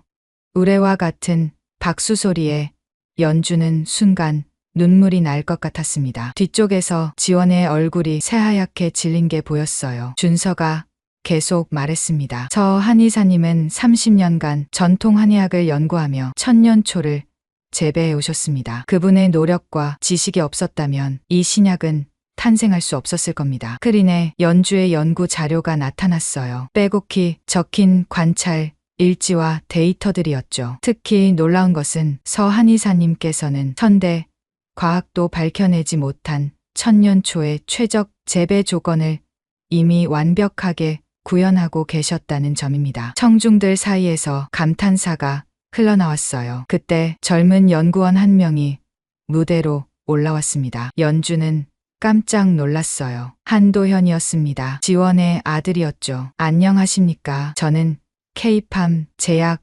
연구팀의 한도현입니다. 도현이 마이크를 잡았어요. 제가 이 자리에서 꼭 말씀드리고 싶은 게 있습니다. 그가 연주를 바라봤습니다. 서연주 선생님은 단순한 약초 공급자가 아닙니다. 이분은 우리 연구팀의 진정한 멘토이자 이 분야 최고의 권위자이십니다. 뒤쪽에서 지원이 의자를 움켜쥐는 게 보였어요. 도현이 계속했습니다. 선생님께서 제공해 주신 데이터와 지식은 현대학 학교 과서를 다시 써야 할 수준이었습니다. 저는 이분께 배우는 것이 영광이었습니다. 또다시 박수가 터졌어요. 연주는 얼굴이 달아올랐습니다. 도연이 자신을 그렇게 존경하고 있었다니. 발표가 계속되는 동안 연주는 가끔 뒤를 돌아봤어요. 지원의 얼굴은 점점 더 창백해지고 있었습니다. 서영과 은비도 충격에 빠진 듯했죠. 휴식 시간이 되자 많은 사람들이 연주에게 다가왔어요. 정말 대단하십니다. 한의학의 자부심이십니다. 혹시 강연 좀 부탁드려도 될까요? 연주는 정신없이 인사를 받았습니다. 그때 누군가 연주의 팔을 잡았어요. 민서영이었습니다. 잠깐, 이야기 좀. 서영의 얼굴이 빨갛게 달아올라 있었어요. 두 사람은 조용한 복도로 나갔습니다. 사실은 서영이 말을 꺼내기 힘들어 했어요. 작년에 내 딸이 심한 아토피로 고생했어. 어떤 치료도 듣지 않아서. 연주는 놀랐습니다. 그때 누군가 내 한의원을 추천해줬어. 처음엔 믿지 않았지만 정말 지푸라기라도 잡는 심정으로 서영의 눈에 눈물이 고였어요. 내가 준 약 덕분에 우리 딸이 나았어. 완전히. 연주는 이제 기억났습니다. 가명으로 찾아왔던 환자였어요. 그때는 정말 고마웠어. 하지만 자존심 때문에 서영이 고개를 숙였습니다. 미안해. 정말 미안해. 연주는 서영의 손을 잡았어요. 괜찮아. 아이가 나았다니 기뻐. 서영은 울먹이며 고개를 들었습니다. 너는 정말 좋은 의사야. 두 사람이 발표회장으로 돌아오니 2부가 시작되고 있었어요. 무대 위 스크린에는 천년초로 만든 신약의 임상 결과가 나타났습니다. 놀라운 결과입니다. 말기 암 환자의 센트에서 종양이 축소되었습니다. 청중들이 놀라움을 감추지 못했어요. 이 모든 것이 가능했던 것은 준서가 다시 연주를 가리켰습니다. 서연주 한의사님과 그분의 스승이신 고 김춘자 여사님의 평생에 걸친 연구 덕분입니다. 스크린에 할머니의 사진이 나타났어요. 연주는 눈물을 참을 수 없었습니다. 할머니가 저 자리에서 보고 계신 것 같았어요. 발표회가 끝나고 연주는 VIP 대기실에서 쉬고 있었습니다. 문이 열리고 누군가 들어왔어요. 한지원이었습니다. 그녀의 얼굴은 눈물로 얼룩져 있었어요. 연주야. 지원이 무릎을 꿇었습니다. 연주는 깜짝 놀라 일어났어요. 뭐 하는 거야? 미안해. 지원이 흐느꼈습니다. 내가 너무 못됐었어. 너의 불행을 기뻐했었어. 내 성공에 디딤돌로 여겼었어. 연주는 지원을 일으켜 세웠어요. 이제 됐어. 다 지난 일이야. 아니야. 용서받을 수 없는 일이야. 하지만 정말 미안해. 지원의 진심 어린 사과에 연주의 마음도 움직였습니다. 30년 만에 화해였어요. 밖으로 나오니 준서가 기다리고 있었습니다. 수고했어요. 그가 연주를 꼭 안아줬어요. 이제 모두가 당신의 진가를 알게 됐어요. 연주는 밤하늘을 올려다봤습니다. 할머니, 보셨죠? 저 해냈어요. 마음속으로 속삭였습니다. 그리고 연주는 깨달았어요. 진정한 성공은 남을 밟고 올라서는 것이 아니라 함께 나누며 성장하는 것이라는 걸. 오늘은 그 시작이었습니다. 발표회가 끝난 지 일주일 후 연주는 다시 산속 한의원으로 돌아와 있었습니다. 전화가 쉴 새 없이 울렸고 전국에서 환자들이 찾아왔습니다. 언론 인터뷰 요청도 끊이지 않았죠. 선생님, 또 기자분들이 오셨어요.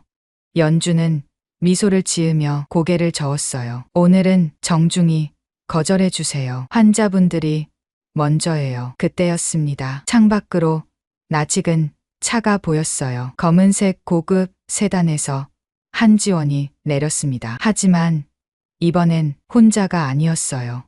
아들 도연이 함께였죠. 연주는 두 사람을 맞으러 나갔습니다. 어서 와. 지원의 얼굴은 일주일 전과 달랐어요. 화려한 화장 대신 수수한 맨얼굴이었고 명품 대신 편안한 옷차림이었습니다. 연주야, 시간 좀 내줄 수 있어? 지원의 목소리는 조심스러웠어요. 세 사람은 약초밭으로 걸어갔습니다. 여기가 정말 아름답네. 지원이 감탄했습니다. 30년 동안 내가 이런 곳에서 살았구나. 부러워. 연주는 놀란 눈으로 지원을 봤어요. 부럽다고? 응. 진짜로. 지원이 깊게 숨을 쉬었습니다. 난 30년 동안 남들에게 보여주기 위해 살았어. 명품, 돈, 지위, 그런 것들만 쫓았지. 그녀의 목소리에 후회가 묻어났어요. 하지만 넌 달랐어. 진짜 가치 있는 일을 해왔잖아. 연주는 지원의 손을 잡았습니다. 누구나 자기 길이 있는 거야. 그때 도연이 앞으로 나섰어요. 선생님. 그가 갑자기 무릎을 꿇었습니다. 뭐 하는 거예요? 연주가 놀라 도연을 일으키려 했지만 그는 고개를 숙인 채 말했어요. 제자로 받아주세요. 한의학을 제대로 배우고 싶습니다. 하지만 당신은 이미 훌륭한 연구원인데 그래서 더 배우고 싶어요. 현대의학과 전통의학을 함께 아는 진짜 의사가 되고 싶습니다. 도연의 눈빛은 진지했어요. 연주는 그를 일으켜 세웠습니다. 좋아요. 함께 공부해요. 도연의 얼굴이 환하게 밝아졌어요. 연주는 두 사람을 천년초 온실로 안내했어요. 와, 도연이 감탄사를 터뜨렸습니다. 직접 보니 더 놀랍네요. 연주는 작은 상자를 꺼냈어요. 그 안에는 까만 씨앗들이 들어 있었습니다. 이게 뭐야? 지원이 물었어요. 천년초 씨앗이야. 연주가 씨앗 몇 개를 지원의 손에 올려놓았습니다. 지원의 눈이 커졌어요. 이걸 나한테 함께 키워보자. 쉽지 않겠지만 정성을 들이면 잘 자랄 거야. 지원의 눈가가 촉촉해졌습니다. 이렇게 귀한 걸 내가 받아도 되는 거야? 물론이지. 우리 이제 친구잖아. 그 말에 지원은 참았던 눈물을 쏟고 말았어요. 미안해. 정말 미안해. 울지 마. 이제 시작이야. 연주가 지원을 안아줬습니다. 30년 만에 진정한 화해였어요. 그로부터 한 달 후, 연주의 한의원은 완전히 새로운 모습으로 바뀌어 있었습니다. 서연주 전통의학 연구센터. 새로운 간판이 걸렸어요. 작은 한의원이 연구소와 교육시설을 갖춘 큰 센터로 발전한 것이었죠. 선생님, 학생들이 도착했습니다. 연주는 강의실로 향했습니다. 20명의 젊은 의대생과 한의대생들이 기다리고 있었어요. 안녕하세요. 오늘은 약초 재배의 기초에 대해 배워볼 거예요. 학생들의 눈이 반짝였습니다. 강의가 끝난 후 연주는 학생들을 약초밭으로 데려갔어요. 자, 직접 만져보세요. 약초는 책으로만 배우는 게 아니에요. 학생들이 조심스럽게 약초를 만졌습니다. 그 중에는 도현도 있었어요. 그는 다른 학생들보다 더 열심히 배우고 있었죠. 선생님, 이 약초 향이 참 좋네요. 한 학생이 말했어요. 그래요. 약초는 우리에게 많은 걸 가르쳐줘요. 인내심, 정성, 그리고 생명의 소중함을요. 저녁이 되어 학생들이 돌아간 후 연주는 센터 옥상에 올라갔어요. 그곳에는 작은 정원이 있었습니다. 지원이 키우는 천년초 화분이 놓여 있었죠. 잘 자라고 있네. 뒤에서 준서의 목소리가 들렸어요. 연주가 미소 지었습니다. 당신도 대단해. 이렇게 큰 센터를 만들다니 혼자 한 게 아니에요. 모두가 도와줬어요. 연주는 석양을 바라봤어요. 산 너머로 해가 지고 있었습니다. 하늘이 붉게 물들었죠. 그때 휴대폰이 울렸습니다. 지원이었어요. 연주야, 새싹이 났어. 천년초 새싹이. 흥분한 목소리가 들렸습니다. 정말 축하해. 고마워. 내가 준 씨앗 덕분이야. 전화를 끄는 연주는 행복한 미소를 지었어요. 씨앗은 그렇게 퍼져나가고 있었습니다. 천년초뿐만 아니라 화해와 용서 그리고 희망의 씨앗이요. 다음 날 아침, 선생님, 저도 도와드릴게요. 도연이 일찍 와서 기다리고 있었어요. 두 사람은 함께 약초밭으로 갔습니다. 도연 씨, 약초를 돌보는 건 사람을 돌보는 것과 같아요. 정성과 사랑이 필요하죠. 그리고 무엇보다 상대를 이해하려는 마음이 중요해요. 도연이 고개를 끄덕였습니다. 진정한 치유는 약에서만 오는 게 아니에요. 연주가 천년초를 어루만지며 말했어요. 자연과 사람 그리고 서로의 마음을 이해하는 것에서 시작되죠. 선생님, 후회하지 않으세요? 의사가 되지 못한 것을요. 연주는 미소를 지었습니다. 아니요. 전 제 길을 찾았어요. 그리고 그 길에서 행복해요. 멀리서 학생들이 오는 소리가 들렸어요. 새로운 하루가 시작되고 있었습니다. 연주는 밝은 얼굴로 학생들을 맞이했어요. 어서 와요. 오늘도 많은 걸 배울 거예요. 약초밭에 젊은이들의 활기찬 목소리가 울려 퍼졌습니다. 연주 이야기는 계속될 것입니다. 끝이 아닌 새로운 시작으로